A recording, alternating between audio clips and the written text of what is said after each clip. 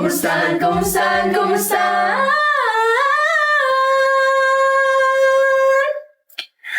Kumusta ka, mates? Welcome to Com Talks, the Campfire Sessions. This season, we bring the heat by inviting Constellians to submit their open letters. For the first time in Comstory, babasahin namin ang inyong mga letters na sinend nyo sa amin through our Facebook page at LCUP Communication Arts Guild. Tama, dahil each episode, we will select letters, dive into their stories, and explore the lessons they offer, diba? This is your story, your voice, and your Community!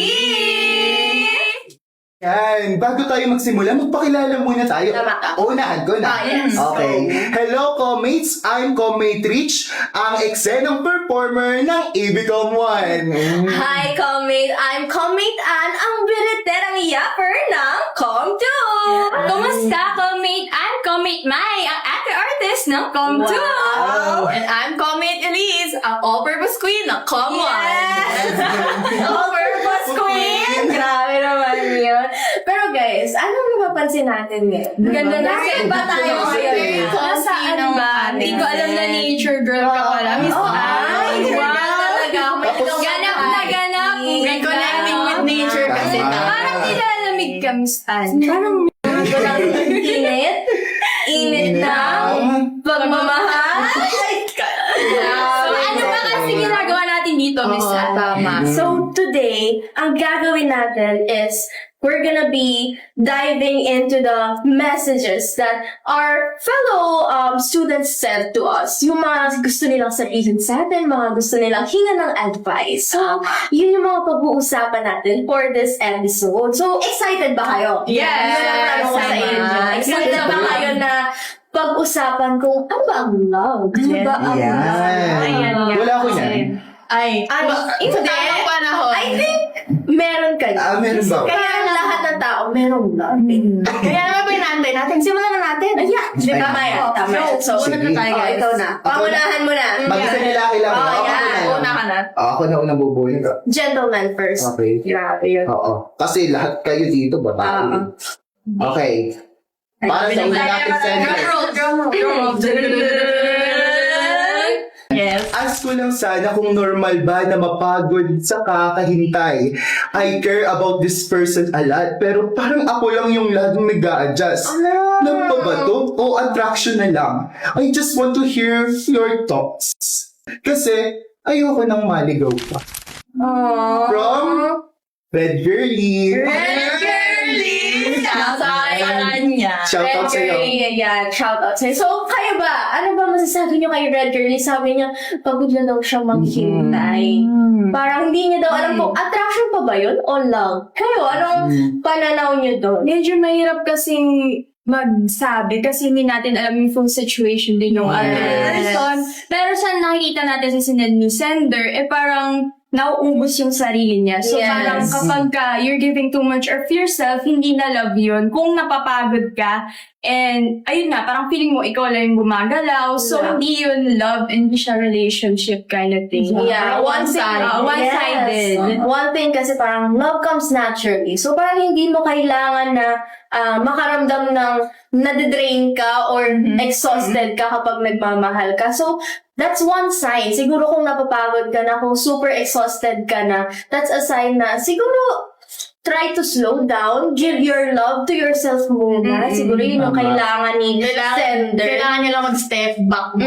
Step back lang muna siya. Yeah. At saka kung ikaw, kung committed ka naman to waiting, you can do other things or yung mga hobbies mo muna Try habang yun. naghihintay Tama. ka, di ba? Parang ikaw na Find lang out mag-focus. yourself muna. Yeah. Alamin mo muna yung mga gusto mo and focus on yourself Ayun, talaga. parang isabay mo na lang siya sa waiting. Kung gusto mo talaga yung person na to, for example, you're waiting, isabay mo yung mga hobbies mo, yung mga gusto mo, dreams mo, passion mo. Tama. So, habang naghihintay ka, you're becoming a better person yourself. Tama. Tsaka, di ba, kung mahal naman niya talaga yung tao, di ba, hintayin naman niya talaga. Yes, pero Ayan. don't wait to the point na ubus na ubus ka na. Mag-alam mong wala nang natira sa'yo.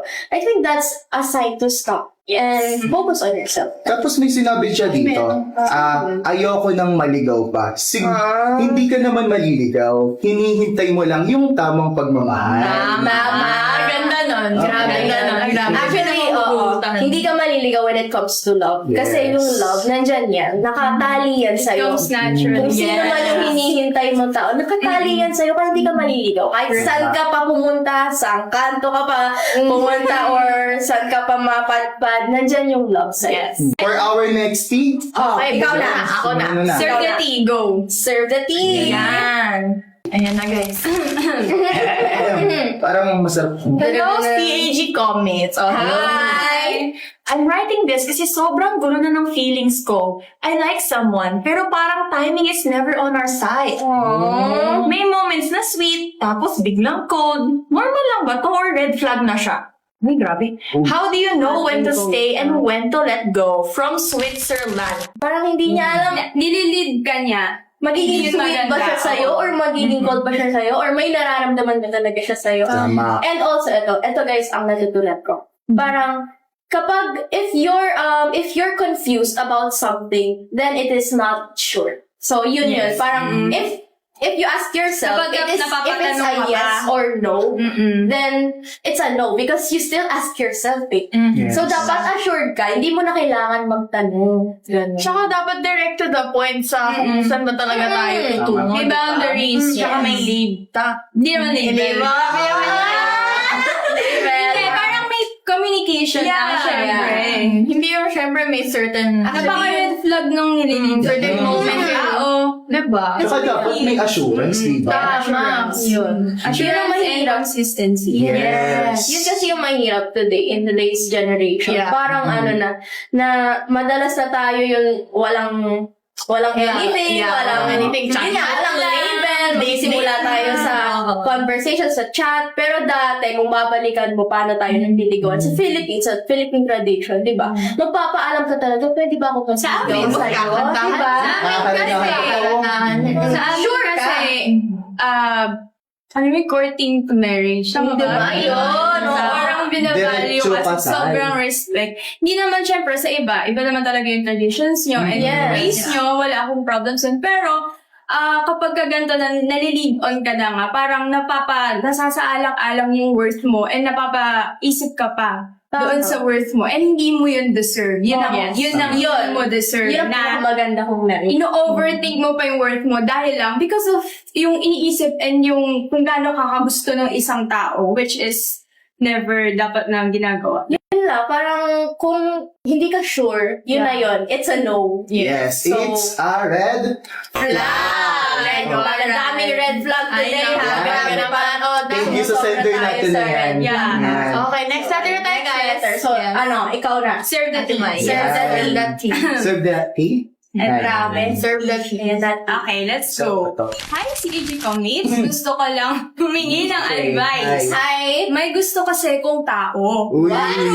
Di ko alam kung gusto niya rin ba ako or sadyang mabait lang siya. Oh. Ay. Natatakot akong umamin kasi baka masira yung kung ano man yung meron kami ngayon. Should I take the risk or stay quiet na lang? Salamat po sa makikinig from Blue Blocks. Hindi niya alam kung mabait lang sa kanya or may hindi, ayun, unclear Hindi pa siya intentions na naman. Ayan. Pero siya, gusto niya yung, yung tao na. Pero alam mo, may na-experience akong ganyan. Okay. Kasi yung mga friends to lovers, Share it, diba? share it. Di ba kasi minsan, may mga actions na akala nila, doon na mag-iinan, pero girls, we're just being friendly, Especially di sa ba? boys and girls. Diba? Mas Kapag may nalilid friend on ka, mga no? boys. ganun. Kapag yung girl, kapag nagpakita siya ng Oo. something Mabait. na mabait, sasabihin na, parang crush ako nun, parang gusto. Like, Oo, kailan ina-assume pa agad siya. naging, interest yung good manners lang. Diba? Pero eto, Sakit ha? Sorry ha? Parang magsisimula na ako lang ako lang. Tapos ako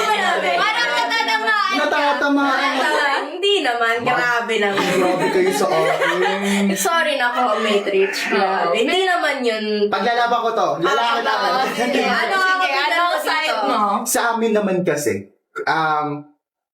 para sa'yo, lalaki yun, di ba? Hindi natin alam eh. Kung babae Pero ka, sige, lalaki. Pero kung lalaki ka, Boy, kung gusto mo mag-take ng risk, go mo. Pero kung gusto mo yung mas friend mo lang,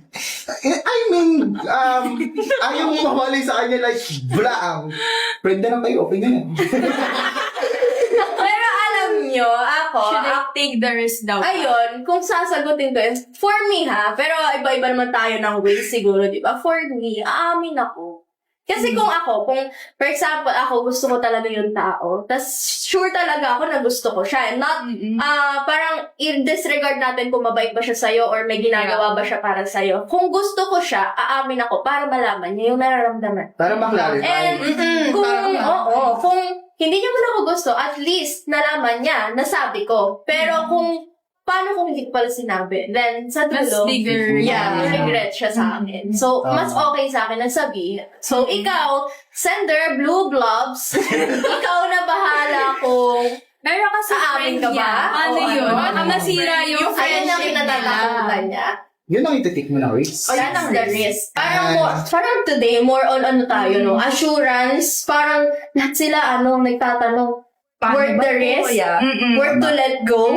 Parang yun yung mga tanungan natin. Pero one thing, kung isa, may nare-reflect ako dito sa lahat. Kung i-connect ko yung tatlo na yun. One thing na masasabi ko sa inyong lahat ng sender is focus on your self-love. Self-love. Unahin mo yung self-love. Kasi kapag nauna mo yung self-love, malalaman mo kung anong dapat mong gawin. Malalaman mo ano ba yung mabuti para sa'yo. Yung magbe-benefit ka, yung hindi ka madedrain, hindi ka ma-exhaust. Gano'n. So, kahit anong sitwasyon yan, unahin mo yung self-love. And everything will follow. Akin para sa akin, yung sa tatlong to, isa lang, makakapaghintay ang love. Yes, grabe. Grabe naman. Tama naman. Hindi, inaantay In ka my ba dyan? experience, Parang may Uy, tayo. wala. Wala. Okay. Parang, ayun, Your sabi ni experience, Comet. Commit Rich. ano? Ano ang experience mo? Bakit mo nasabi makakapaghintay ang love? Akala ko yung mga nag-send lang ng letter. yung person sige, dito. sila muna. Pero kung gano'n naman, may purpose naman lahat ng nangyayari sa atin. So, kung willing sa universe na paghintayin ako, maghihintay ako.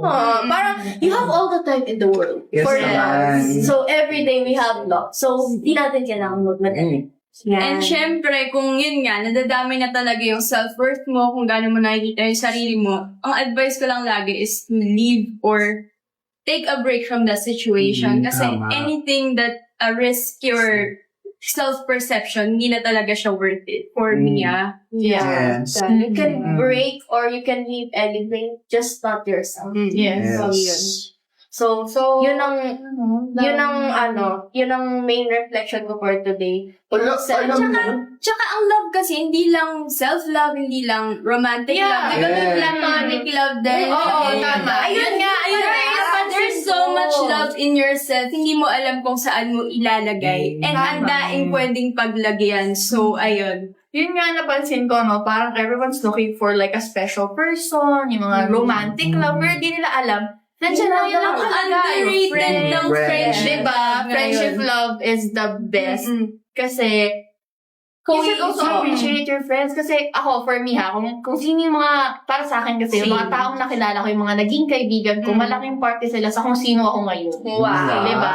I wouldn't be me without my friends and my family, diba? And the people you surround yourself with. And that's love, diba? Important ba? Yung nare-recognize ni Comet Elise kung ano ba yung love sa buhay niya, na may love pala na nakasurround sa kanya. So, Ayan. yun yung pinaka-important. Nare-recognize natin. Grabe ang tamis. Grabe ang tamis. Sobrang meaningful, Yes. sobrang colorful ng ating At ang usapan ngayon. lamig. Lalamig! Lalamig pa rin sila ng walang trend. So, Ang dilim kasi dito eh. Ang dilim. Pero speaking of darkness, or speaking of dilim, okay.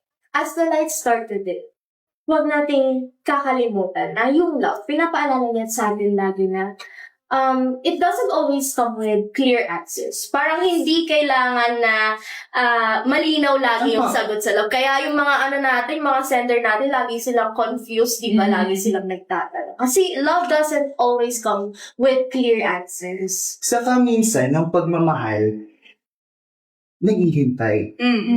At minsan, tinuturuan din tayo ng pagmamahal na bumitaw. Yeah. na piliin muna natin ang ating sarili. Tama. Yeah.